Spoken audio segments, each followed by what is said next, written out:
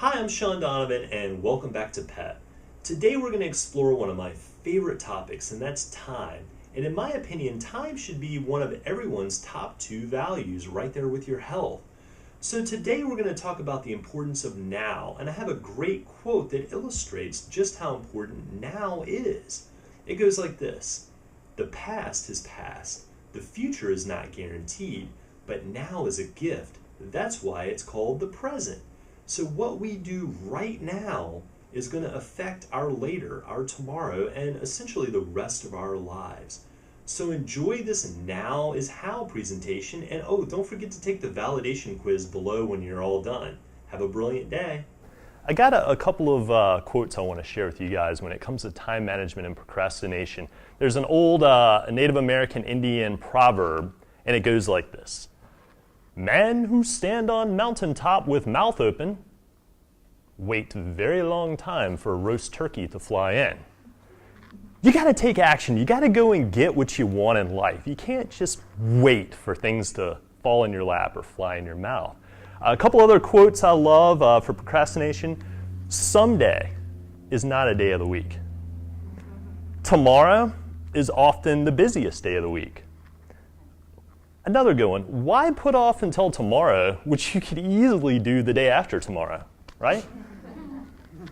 Guys, procrastination, I think, is one of the greatest sins, to waste time. I mean, we have such a finite amount of time. And putting things off, delaying things, waiting, tomorrow's never guaranteed.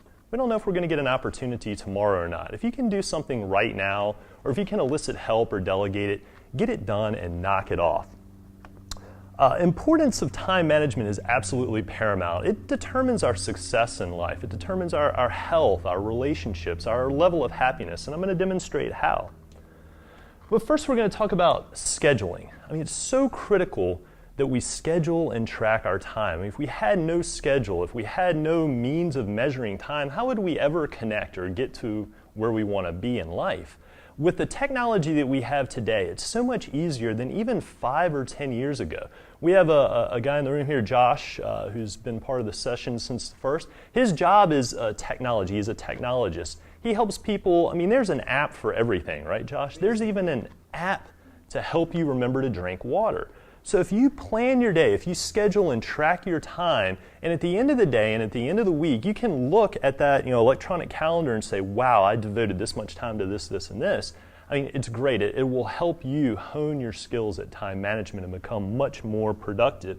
So using that technology to multitask, using it as reminders, it makes, it reduces our stress when we don't have to constantly think about, what we're doing. Just a little ding goes off, oh yeah, I need to drink my water. Question, are you spending your time wisely? Time is absolutely money. You should be spending 80% of your time on the top 20% of your goals. But I think most of us spend 80% of our time on low-value items throughout the day, things that we could easily bump. If you want to procrastinate on something, procrastinate on watching TV. Put that off. Procrastinate on, checking your Facebook feed. It's so easy. I mean, we log onto Facebook. We're just going to put a little status on there real quick, and our news feed comes up, and we see that, Christy has got a picture from the beach and this and that. Next thing we know, we're on her profile, and she's got a friend that posted it. 45 minutes have gone by without us even realizing. I mean, I'm guilty of that too. We've talked about prioritizing and goal setting. I challenged you guys to prioritize your life, come up with 6 top priorities and 6 goals that relate to that, and then chart your time for the week. Who went back and did that over the last week? Remind you of my 100% guarantee.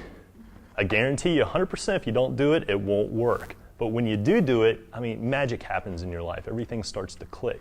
So think about how much time you're allocating to work. All the necessity things we went over, work and travel time and prep time and all those things. And then how you're spending all the rest of your time. And when you look at that, it is an eye-opening experience. It really is. And it's a powerful exercise here in PEP. So compare your allocation of your time to your goals list and those priorities and say, am I spending time where I should be and where I want to be spending it? And is the time I spend going to get me to where I want to be? How can I make better use of my time? Are there things that I can multitask or delegate? What are you really worth? Think about that for a moment. Forget about what your paycheck says.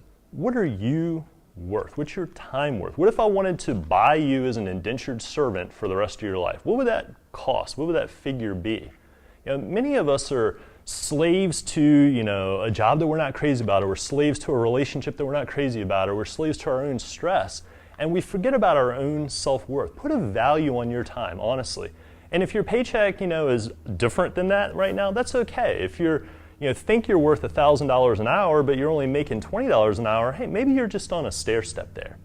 Imagine how much more you could be worth if you were performing at your best every day, if you were de-stressed, if you were energized, if you had, slightly different personality and energy to go out and share. How much more productive could you be?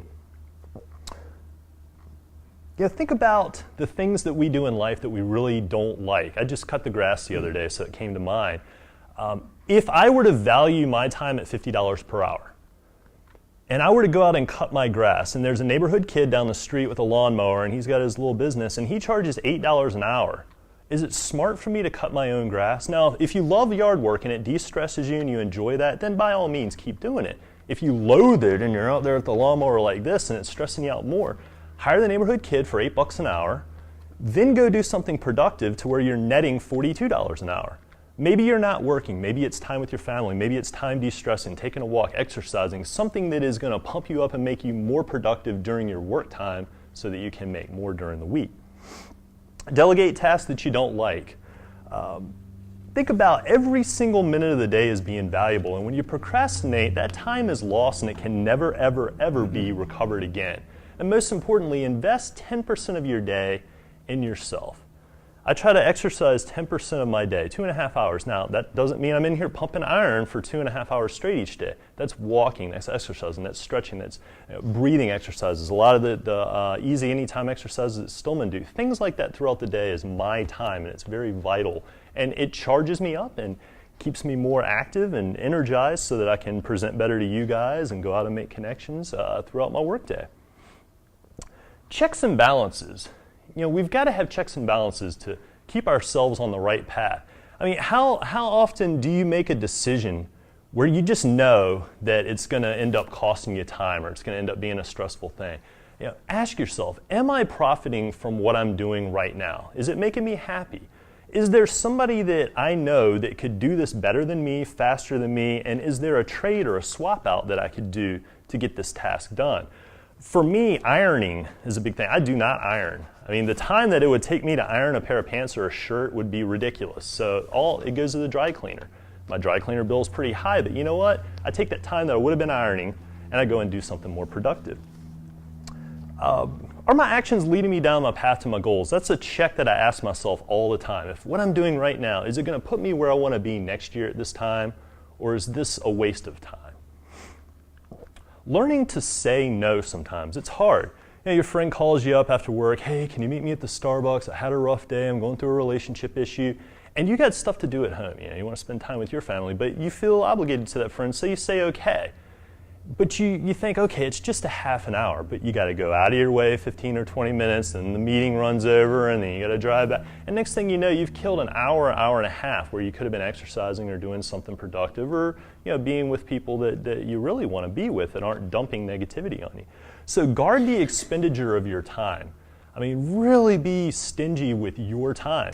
Say, hey, I'd love to meet you for that coffee, but tell you what, can we just do a conference call on the way home? Can I chat with you there? Or why don't you grab the coffee and come over to my house and save yourself every ounce of time that you can.